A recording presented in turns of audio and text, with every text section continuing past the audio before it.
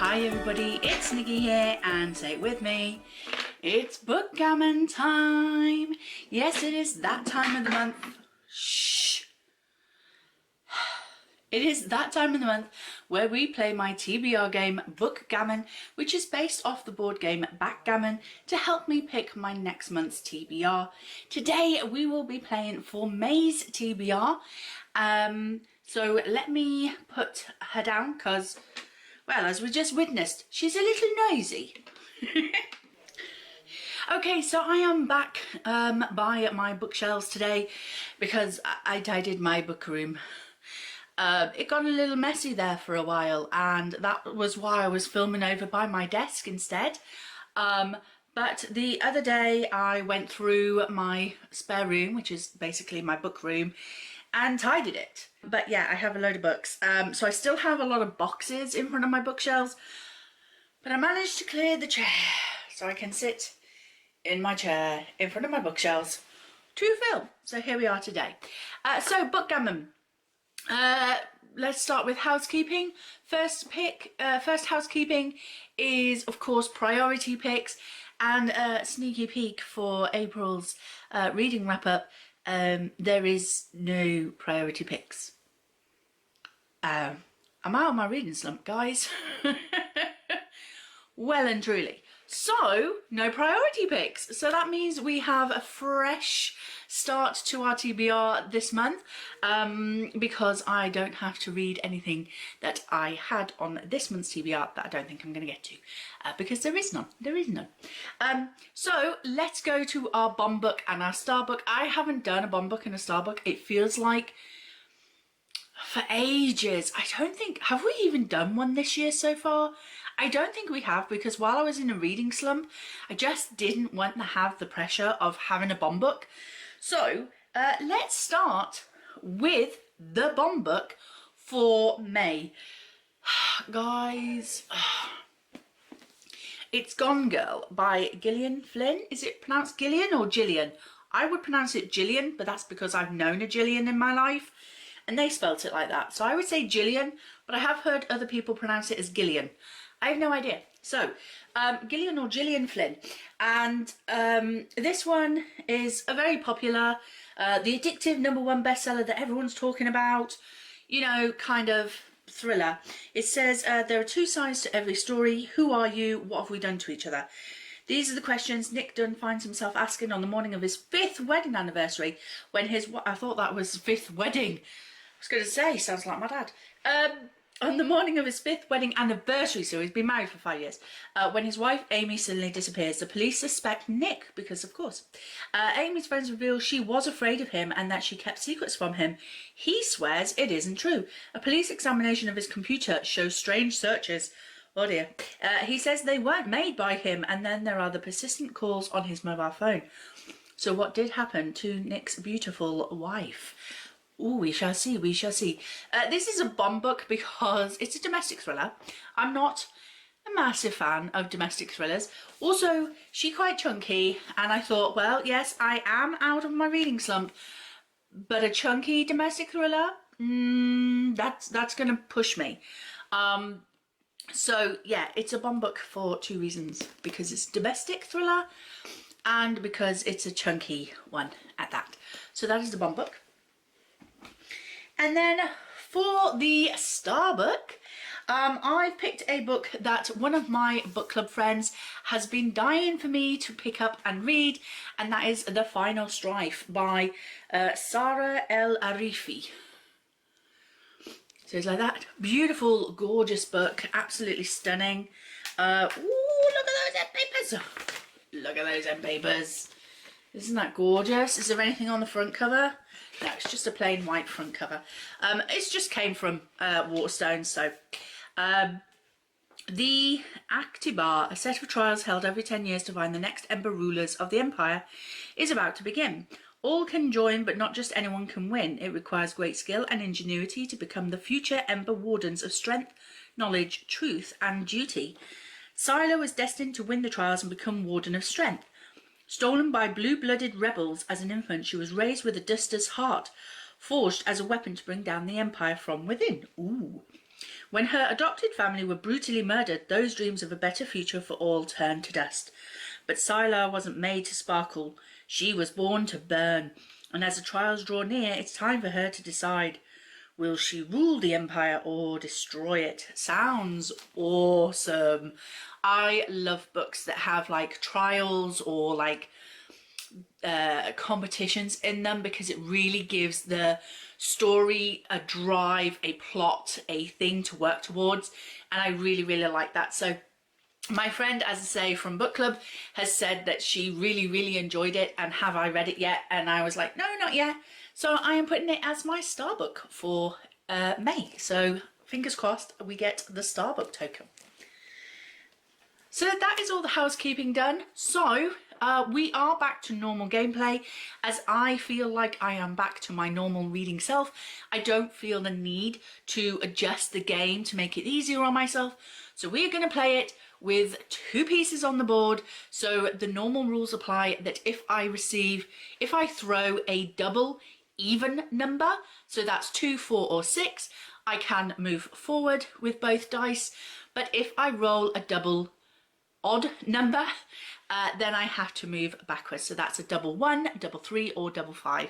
I have to move backwards. So those are the rules. And of course, the new rule that I kind of have brought in but haven't really mentioned it is I can only get 3 doubles that move me backwards. This just stops me from pretty much getting like 20 books on my TBR, because let's face it, I don't think many people can read 20 books in a month, even me on a good day, so, or a good month. So yes, not unless they were all like novellas, but when does that ever happen? So stop waffling, Nicola. Let's cut to gameplay and see what she has in store for me this month. Fingers crossed, fingers crossed, fingers crossed.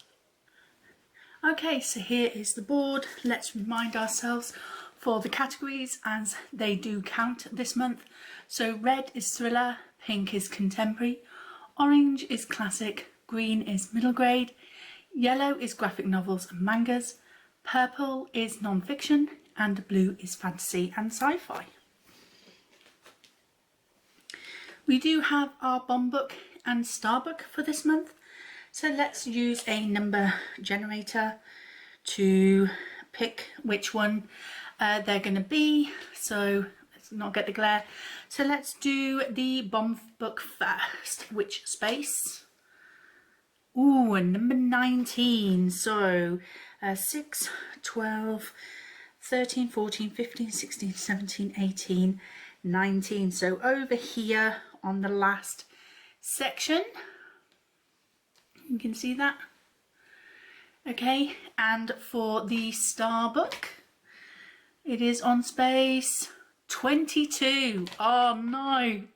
So both at the end, so 19, 20, 21, 22. So it's going on the contemporary space. So both bomb book and star book are at the very end. This is going to be a very exciting game. I have my normal prompt cards today, going back old school.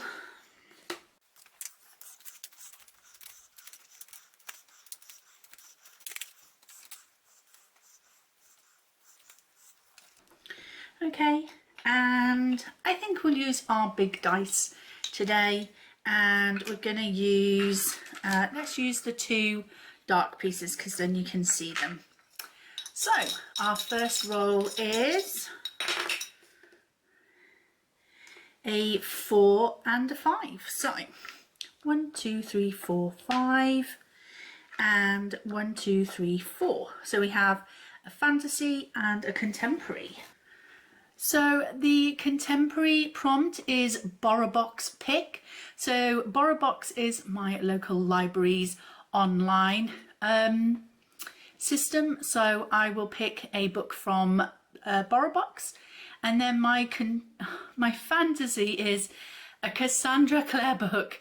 No, I know which is the next one I need to read. Oh no. Okay, so there we go. Our second roll is a 3 and a 5. I am going to move this one 3, 1, 2, 3 for a manga or graphic novel, and this one 5. 1, 2, 3, 4, 5. A non-fiction. Oh no. Okay, so the manga graphic novel prompt is next in series, and the non-fiction is famous person. So this could mean an autobiography maybe, or it's a non-fiction book written by a famous person, like Stephen Fry maybe, or something like that, his mythos book or something along those lines. But we'll have to have a look and see what I can come up with. Our third roll is a 2 and a 5. Let's go for 2 here. 1, 2, and we get a fantasy. And then 1, 2, 3, 4, 5, another non-fiction. So the non-fiction is an audiobook, so that'll be nice and easy to consume. And then the the fantasy is a Brandon Sanderson book. So a Cassandra Clare and a Brandon Sanderson in the same month? Oh dear lordy lordy. Okay, roll number 4. Oh no, it's double 5. Oh no. Which, you know what that means against normal rules? We have to go backwards. So back we go. 1, 2, 3, 4, 5. So back to the graphic novel or manga, and then this one back 5. 1, 2, 3, 4, 5. Well, that's lucky, because as they are both the same colour, it means we're only pulling for one prompt, and that is a graphic novel or manga. And actually it's asking me to read a comic book. So good news is that in May, Forbidden Planet are doing their free comic book day again on the 6th, I believe, in my local town. So I can pop down there and pick up some free comics. I also still have some free comics from the last time I went. So yeah, I'm just going to read a couple of comics. So roll number 5, no more doubles. Remember, the new rule is only 3 doubles, and then they no longer count. So, right. So 4 and 1. Oh, well, I don't want to go 1 there for another non-fiction, so we'll move this one 4. 1, 2, 3, 4 for a contemporary, and then this one for a classic. Oh no. So the classic is just simply a paperback. That's nice and simple. And the contemporary is a Mills and Boon. We're on roll number 6, and we still haven't got to this side of the board yet. Well, we did, and then we had to go backwards. 6 and a 1. Okay. It's either going to be a non-fiction or a classic. Now, I know some of my non-fictions are TBR mugs, so we're going to move 1 there and then 6 here. 1, 2, 3, 4, 5, 6. Well, the good news is they're both on the same space, so just the one prompt. And the non-fiction is modern history. Okay, so this has to cover something within the last 100 years. Roll number 7. Can we land on one of these? 1, 2, 3, 4, 5. So if we get a 6, we will land on the bomb book.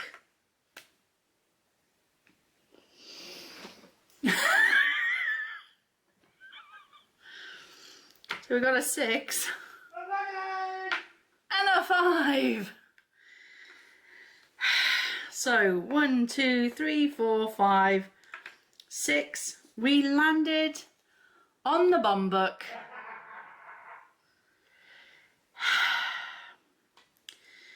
So we take that and we remove the star book because we won't be reading that. And then our other piece moves 5. 1, 2, 3, 4, 5 to a classic. We do not pick a manga graphic novel for this one because it landed on the bomb book. So the classic prompt is short story anthology. So there we go. Roll number 8. Will this be our last roll? No, it will not. So a 3 and a 4. Well, I'm going to move this one 3. 1, 2, 3 to land on a fantasy, and this one 4. 1, 2, 3, 4 for a thriller. Uh-oh. The thriller prompt is a domestic thriller, not my favourite kind. And the fantasy prompt is a Fairy Loot edition. Nice, I do want to get those read. And our last roll, or not, 3 and a 5. So yeah, we can get those home. So we can move this one 5, 1, 2, 3, and we're home. And this one 1, 2, and it's home. So that is it. That is Bookgammon over for yet another month. We went back to the main game. No thrills or exemptions this time. Back to normal. And what did she do? She gave us a bomb book. She's back. She is back. Okay, that is it. That is gameplay. So, she's back. The bomb book, a Cassandra Clare book, and a Brandon Sanderson book. I mean, come on, Bookgammon. Not 100% sure I can do this. Normally May is a difficult month for me, but I'm trying this year a whole different outlook. Yes, May does hold a difficult anniversary for me, but or a difficult yeah, anniversary. But I'm going to go into it saying it's just one day. I can deal with it. I can move on with it. So let's go. So fingers crossed this does all go to plan. So yes, first roll. The first prompt we got was a fantasy, and for that, nope, that's wrong one. So for the first roll, our first prompt was a fantasy, and that was a Cassandra Clare book. And the next Cassandra Clare book I need to read, Lady Midnight. I'll just let you sit with that for a moment. So yeah, I am on to the Dark Artifices trilogy. I don't think I need to read anything else before this.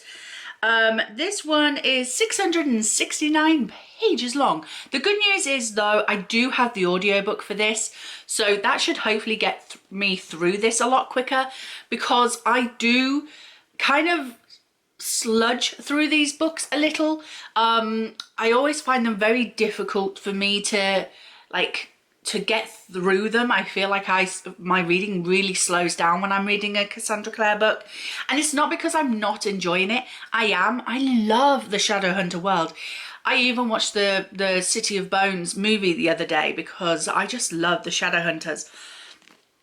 But I think it's just her writing style is very dense and very thick for me, so I feel like I get a little bogged down with the world and with everything. Even though it's our world, it's just got demons and downworlders and angels and shadow hunters and all of this in it. I just feel like I do get a little bit sludgy with it. Yeah, I'm up to Lady Midnight now, so hopefully I will enjoy the Dark Artifices trilogy and make my way through it, because I do have quite a few Cassandra Clare books left to read, so I'm working my way through them. So yeah, I don't know whether to give you a synopsis for this one, because it might be spoilerish for previous series in the Shadowhunter world, but we basically have Shadowhunters, which are humans blessed with angel blood, I think. an angel blessed them, basically, for them to be able to hunt demons and send them back to the demonic world. And the shadow hunters have a truce with downworlders, i.e. vampires, werewolves, fairies, and the like, to, you know, be on their best behavior. And if you're not on your best behavior, then the shadow hunters will like take them out, kind of thing. So yeah, and yes, stories ensue.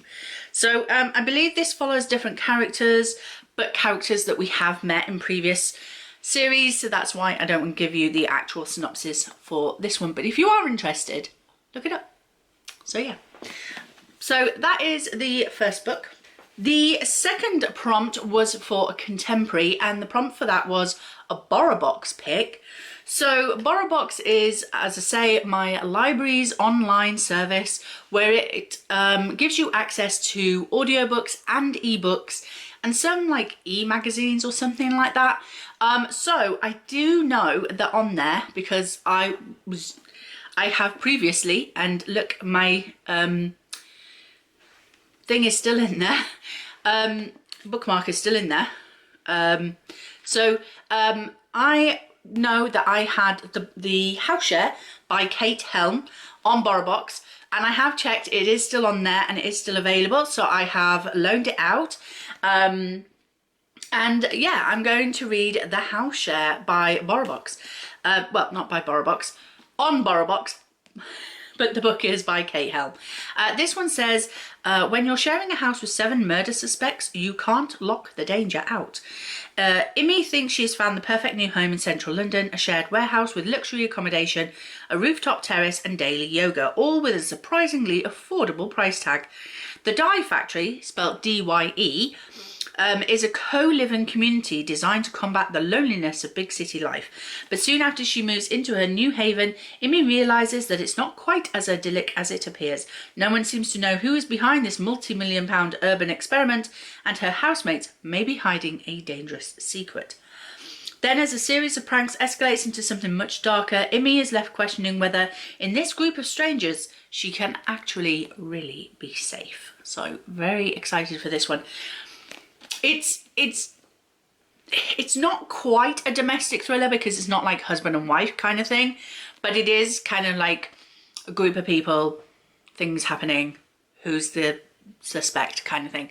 So very, very excited for this one. And I have read a book by Kate Helm before and thoroughly enjoyed it. So it gives me good vibes for this one. So that is that one. Our second roll got us a manga graphic novel, next in series. And for that one, I am finally going to get to Heartstopper Volume 4 by Alice Oseman. Of course, Heartstopper is about these 2 boys. We have Charlie, who is already out and gay. And then we have, what's his name? Nick, who is the like star rugby player in the school. And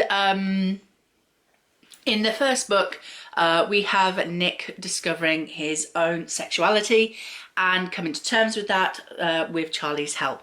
Now, of course, we're on to Volume 4. The story is getting much deeper and much more involved, and I have loved this this graphic novel story for quite some time. So yeah, I'm quite happy to move on to Volume 4. And the second role for role number 2 was a non-fiction, and the prompt for that was a famous person. So for that, I am going to read this. This is Billy Butlin's story, A Showman to the End. So there you have Billy Butlins, the creator of the Butlins Holiday Resorts.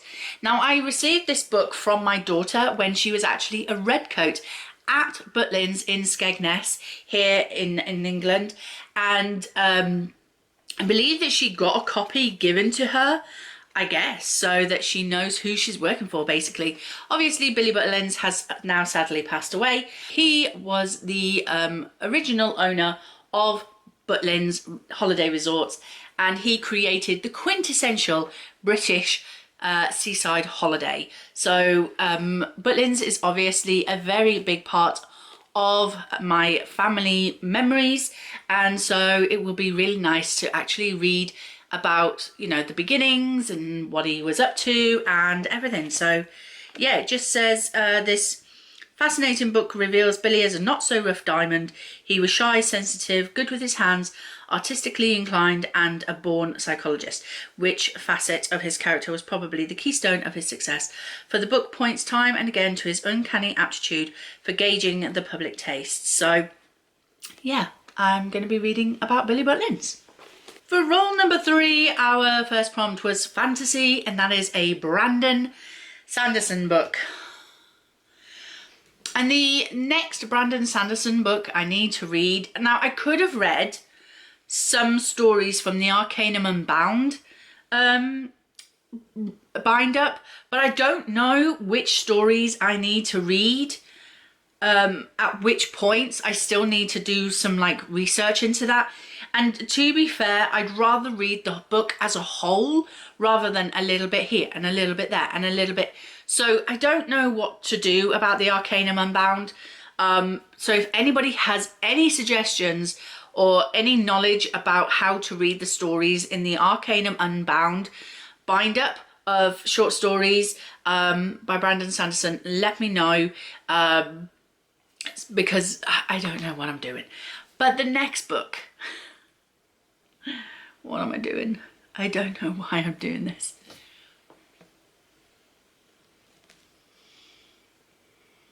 It's The Way of the Kings, or The Way of Kings.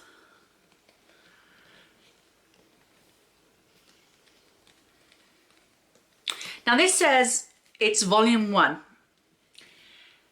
And this one is 1,118 pages long.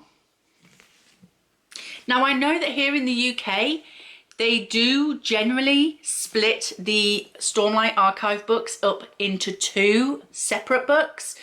But I don't know if this is like part 1 and there is another of The Way of Kings in the volume, like volume 2, or if this is the whole of The Way of Kings in one bind up. I don't know. I'm gonna say to myself that as long as I start this in May, even if I don't finish it in May, I'm okay with that. Like, I'm gonna give myself at least 2 months to finish this, because yeah, I'm not gonna do this in 1 month. This is not gonna happen. If it does, I'll be really shocked with myself. And the second prompt for role number 3 was a non-fiction, and that is an audiobook.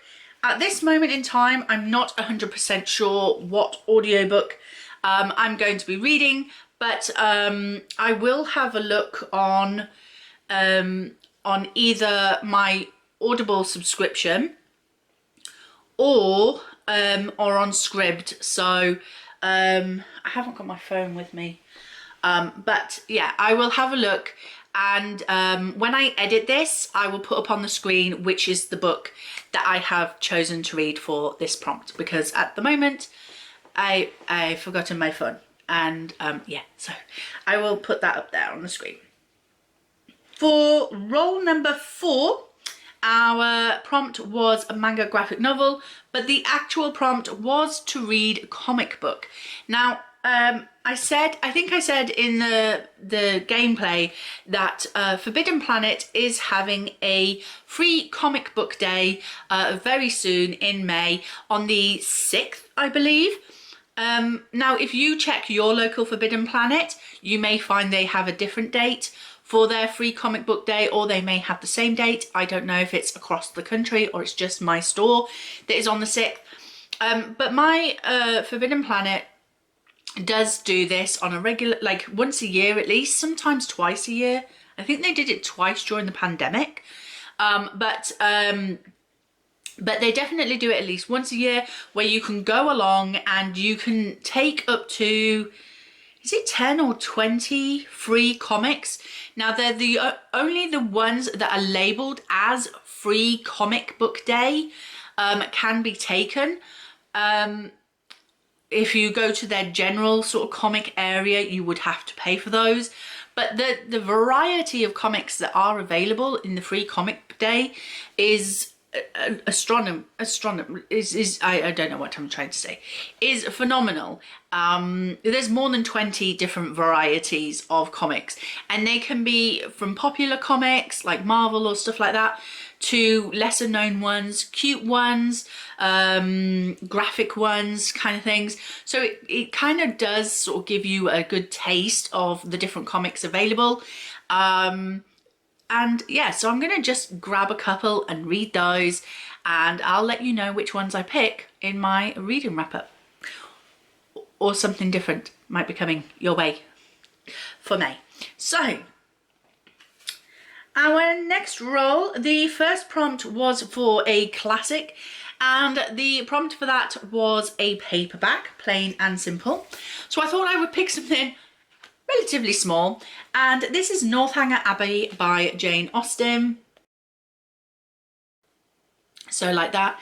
Now I do generally tend to read my classics by audiobook, so I will be looking for the audiobook for this one, but let me just give you a synopsis of this. So Northanger Abbey tells the story of a young girl, Catherine Morland, who leaves her sheltered rural home to enter the busy, sophisticated world of Bath in the late 1790s. Austen observes with insight and humour the interaction between Catherine and the various characters whom she meets there, and tracks her growing understanding of the world about her. So yeah, in this, her first full-length novel, Austen also fixes her sharp, ironic gaze on other kinds of contemporary novel, especially the Gothic school made famous by Anne Radcliffe. Catherine's reading becomes intertwined with her social and romantic adventures, adding to the uncertainties and embarrassments she must undergo before finding happiness. So yeah, so I'm very interested in this, and yeah, very much looking forward to it. And our second prompt for roll number, what was it? 1, 2, 3, 4. For roll number 5 was a contemporary, and the prompt for that was a Mills and Boon. So I am going to choose this one. It's got the shiny sort of library binding on this one, but I didn't get it from the library. So this is The Highlander's Runaway Bride by Terry Brisbane. So you can see there, your sexy man and your lustful woman on the front there. So it says, a pact, a bride, a secret never to be told. When Eva Mackay learns that her father has bartered her off to a warrior from a neighbouring clan, she has no choice but to run away. Taking her dark secrets with her, freedom is now within her grasp. Dutiful Highlander Rob McIntosh, whoa, couldn't get any more Scottish than that, could you? Tracks down his runaway bride, only to be stunned by the fireworks that erupt between them. Of course they do. For behind Eva's timid smile lies a headstrong beauty, get in. And Rob knows that no matter what, this marriage is going to be full of surprises. So, sexy man and strong woman, get in there. Yes, pardon the pun, she said. So, I'm excited for this one. This is going to be pretty easy to read. I have read from Terry Brisbane before, and I really liked her writing, so yay for me. Our next roll,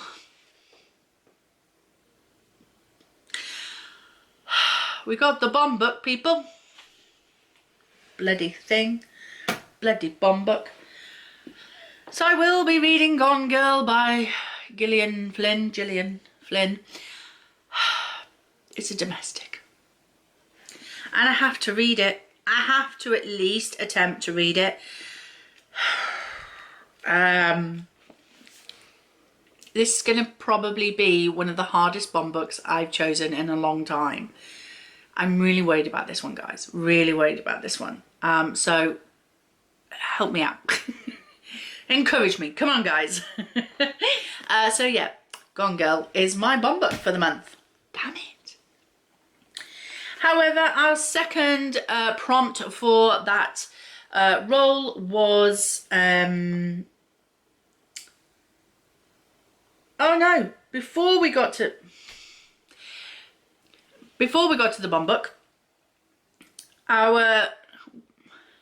so for our next role, we landed on non-fiction, and the prompt for that was modern history. And I did say that that it needed to be within the last, say, 100 years for this to really count. However, I'm kind of still thinking that we're in the 1900s. I still think, you know, 1999 was like 10 years ago, but my daughter's 23, so, and she was born in 1999, so it's not 23 years ago. But anyway, I'm going with Jack the Ripper. Jack the Ripper, The Murders and the Myths by Gavin Baddeley and Paul Woods. So it looks like this. Now, technically, okay, so technically this isn't within the last 100 years because Jack the Ripper and the murders he committed happened in the 1880s, something like that.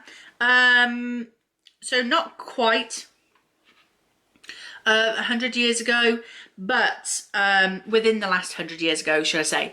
So in a sense, after I'd picked these books and put them down in my notebook for their prompts, I realised that actually this was probably much more fitting for the prompt famous person which we had earlier, where I picked the Billy Butlin story, and the Billy Butlin story would have fit the modern history prompt much better. So in a sense, I've kind of fulfilled the prompts, but you know, so I'm going with it. It's just basically, we're gonna read them, okay? So Jack the Ripper, everybody knows who Jack the Ripper, well, nobody knows who Jack the Ripper, I was gonna say everybody knows who Jack the Ripper is. Actually, no, that was the problem. They didn't know who he is. They still don't know who he was. So 5 brutal murders shocked London in the summer and autumn of 1888. There we go. They have never been forgotten. The Jack the Ripper case has never been solved. The killer remains a blood-spattered silhouette. Although Jack, as an entity, was almost certainly invented by an unscrupulous journalist, he became an archetype, decked in the top hat and cloak of a Victorian melodrama villain, stalking the fog-wreathed streets of the old East End. In Jack the Ripper, the book, the authors follow the grim homicidal trails that have permeated popular culture for decades, tells the victims' stories in all their desperate poignancy, and explores the theories and suspects in the burgeoning field of Ripperology. Conspiracy theories that swirl around the case to this day, from black magicians to the royal family, are considered, as is the modern forensic view of the Ripper murders, as sex crimes. So very excited. If excited is the right word, to get to this one and learn a bit more as well. So yeah, Jack the Ripper.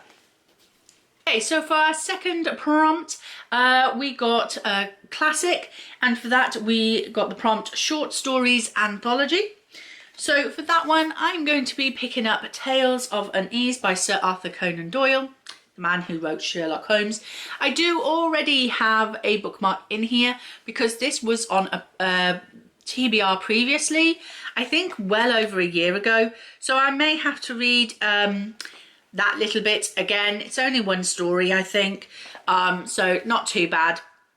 But basically this is just gripping set of tales by the master storyteller Arthur Conan Doyle, bound to thrill and unnerve you. In these twilight excursions, Doyle's vivid imagination for the strange, the grotesque and the frightening is given full rein. We move from the mysteries of Egypt and the strange powers granted by the Ring of Thoth to the isolated ghostlands of the Arctic in the Captain of the Pole Star. We encounter a monstrous creature in the terror of Blue John Cap, and the beings that live above our heads in the Brazilian cat and the leather funnel. And we shudder at the thing in the next room in lot 249. So sit down in your uneasy chair and enjoy this unique collection of chillers. So yes, so I will be reading that one. And for our last roll, our first space was a fantasy, and for that I need to read a Fairy Loot edition book. So I am going with the third book in the quartet by Renee Adier. This is the third book in the Beautiful quartet, and this is called The Righteous. So this is basically a story set in New Orleans in historical historical times, and there may or may not be vampires in the area, and our main character, who is called Celine, is coming into their world and discovering things that she didn't previously know. But she has a dark past of her own. So yes, very exciting story. Obviously I can't give you the synopsis for this book because it is the third in the series. I believe there is one more book that is due to be published this year. I'm very excited about it. If it hasn't already been published, I should have been picking that one up. So yeah, very excited. So that is that one. And last but not least, we landed on the space thriller. So the prompt for that is a domestic thriller, and I'm going to try it again because it didn't happen last time this was on my TBR. I'm going to try it. The Christie Affair by Nina de Gramont. I had a look at my thrillers and I don't have many thrillers left on my shelf. That is something that I'm going to have a look at. Purchasing some new thrillers. But a lot of the thrillers I have are detective thrillers, because those are, if I'm going to read a detective, a lot of the thrillers on my bookshelves are detective thrillers, because if I am going to read a thriller book, it is generally going to be a detective one, because those are the ones that I enjoy the most. Domestic thrillers is not my favourite, so I really struggle to pick them up. So when the prompt comes up to read a domestic thriller, my choices are limited. So I'm going to once again attempt to read The Christie Affair. I have tried to read this a few times. I'm currently on page 103, so there. Will I start from the beginning? Probably not. I have a fair inkling of what has happened so far in this book, so I will just continue from where my bookmark is, and hopefully finally either get it finished or DNF it and get it out of my collection. So that is it. That is my May Bookgammon TBR for the month. I'm worried because yes, I do feel like I am out of my reading slump. But I was reading a lot of books that I really wanted to read in April. And so for that, I was reading faster and more frequently. Whereas there are quite a few books on here that intimidate me. I have 1, 2,